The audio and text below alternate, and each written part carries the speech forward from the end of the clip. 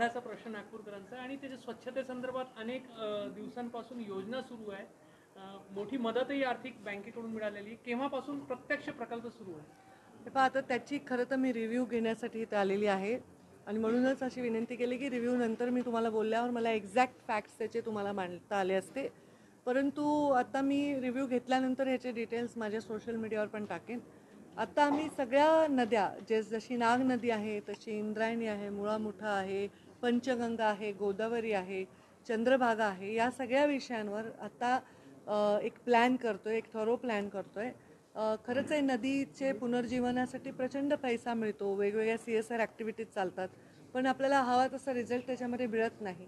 आणि म्हणून माझं मंत्री म्हणून हे मत आहे जे मी डिपार्टमेंटशी शेअर केलं आहे की जसं नॅशनल हायवे असतात, स्टेट हायवे असतात, तसं नद्यांनासुद्धा एक प्रॉपर्टी स्टेटची किंवा नॅशनल प्रॉपर्टी म्हणून ट्रीट करून त्यांच्या स्वच्छतेचं, त्यांच्या मेंटेनन्सचं अशा प्रकारचं एक प्लॅनिंग आम्ही सगळ्यांनी थरो करायला पाहिजे.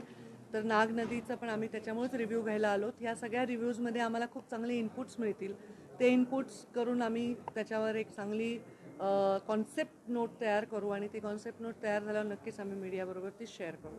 आता इथे अजून बुट्टीबोरीचा पण एक विषय आहे, त्याच्याबद्दल पण काही प्रदूषणाच्या तक्रारी वगैरे आहेत, त्याच्याबद्दलसुद्धा आम्ही इथे चर्चा करणार आहोत. आणि हे प्रदूषणाचं जे खातं आहे हे इम्प्लिमेंटेशन किंवा त्याचं कुठलीही गोष्ट जेव्हा आपल्याला येते निधी तर त्याचं वितरण किंवा ते खर्च करणं हे त्यांच्याकडे नाही आहे. त्यांच्याकडे फक्त दाखवून देणं आहे की हे इथे प्रदूषण आहे, नोटीस देणं आहे. ह्याच्या पलीकडे हे खातं जावं आणि त्याच्यामध्ये नोटीस न देता त्याच्यामध्ये अंमलबजावणीसाठी सुद्धा आमचं खातं काम करावं. ह्याच्यासाठी आता खूप डिझाईन करणं किंवा त्या खात्याला रिस्ट्रक्चर करणं हे आमचं चालू आहे. तर त्याला वेळ लागेल. या अधिवेशनापर्यंत बऱ्याचशा गोष्टी आम्ही क्लिअर करू शकू. पण बऱ्याच इंडस्ट्रीज अशा आहेत ज्या पर्यावरणाचे जे मानकं ठरलेले आहे त्याचं पालन होत नाही. तुम्ही मंत्री झाल्यानंतर ऑडिट होणार आहे का या, कारण की एन्व्हायरमेंटचा मोठा इश्यू नक्कीच ऑडिट होणार आहे. आणि आम्ही काही अँटी एस्टॅब्लिशमेंट नाही आहोत. आम्हाला एस्टॅब्लिशमेंट हवी आहे, आम्हाला इंडस्ट्रीज हव्या आहेत. इंडस्ट्रीच्यामुळे रोजगार असतो, त्या भागाचा फायनान्शियली त्याला फायदा होत असतो. परंतु आपण जे नॉर्म्स आणतोय ते नॉर्म्स डायनॅमिक आहेत. पूर्वी नव्हते, 20 वर्षापूर्वी, आपण आत्ता आणले.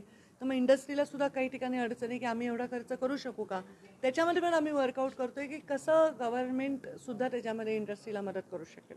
तर we are working on that. Red झोनमध्ये जितके इंडस्ट्रीज आहेत त्यांना आपण प्राधान्याने त्यांची इन्स्पेक्शन करणार आहोत. हो, नक्कीच. आता झोन असतात प्रदूषणाचे, येलो, रेड. तर रेड झोनमध्ये जे आमचे इंडस्ट्रीज आहेत त्या आत्ताच आमच्या सेक्रेटरीने सांगितल्याबरोबर म्हणजे त्यांच्यासाठी आम्ही स्पेशल म्हणजे त्याचं काय म्हणतात इन्स्पेक्शन ह्याच्यावर आम्ही जास्त जोर देणार आहोत आणि त्यांना कसं अपग्रेड करता येईल याचा प्रयत्न करतो. नागनदी बाबत संपूर्ण विचार होतो आहे, पण नागनदीचा उगम हा नागपूरच्या अंबाझरी तलावापासून होतो आहे. गेल्या काही काळापासून पूर पण नागपुरात अंबाझरीपासून मोठ्या प्रमाणात जो गेल्या 2 वर्षापूर्वी पाहिला होता.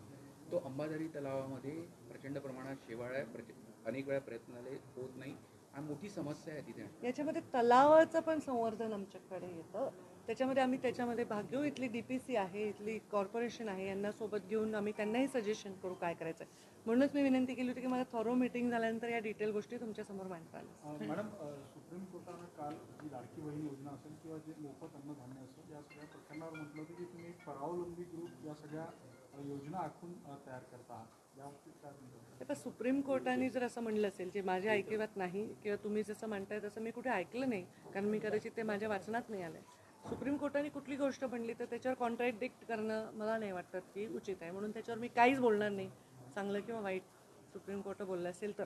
छगन भुजबळ भाजपची जवळीकता वाढती आहे त्यांची, ते पण ओबीसी नेते आहे, तुम्ही पण ओबीसी नेते आहात, कसं असं तुम्ही म्हणलंच नाही पाहिजे कोणत्या नेत्याला की तुम्ही ओबीसी आहेत, तुम्ही मराठा आहेत, तुम्ही अमुक आहेत, असं नाही म्हणलं पाहिजे. नेता असतो आणि तो सगळ्या समाजाला सांभाळत असतो. आम्ही ज्या ठिकाणी जन्म घेतला नॅचरली त्याच्यामुळे आमची ओळख असते, पण आम्ही सगळ्या समाजाला केटर करत असतो. तर मला मुळात हेच सगळ्या ओळखी नको आहे. मला असं पाहिजे की एक चांगला नेता आहे, कर्तृत्ववान नेता आहे, काम करणारा नेता आहे, डिलिव्हर करणारा नेता आहे, अशी ओळख जास्त आवडेल. म्हणजे हा सर्वसमावेशक नेता भाजपाच्या जवळीक साधत आहे. छगन भुजबळ एक सर्वसमावेशक नेता भाजपाच्या जवळ येतो अशा चर्चा नाही. याच्यावर मी टिप्पणी काही करू शकत नाही, कारण मी त्याकडे विचारच करत नाही. मी तिथे विचार करण्याचं काही कारणही नाही. ते स्वतः आणि ते जवळीक साधणारे लोक ह्याच्यावर उत्तर देऊ शकतील, मी नेणार नाही. ते आमच्या आता अलायन्समध्येच आहेत ना, जवळीक तर आहेच आहे ना. म्हणजे राष्ट्रवादीने आम्ही एकत्र आहोत, तर आम्ही काही एकमेकांचे विरोधी पक्ष नाही आहोत. त्यामुळे मला कळत नाही हे प्रश्न तुम्ही कुठून आणता.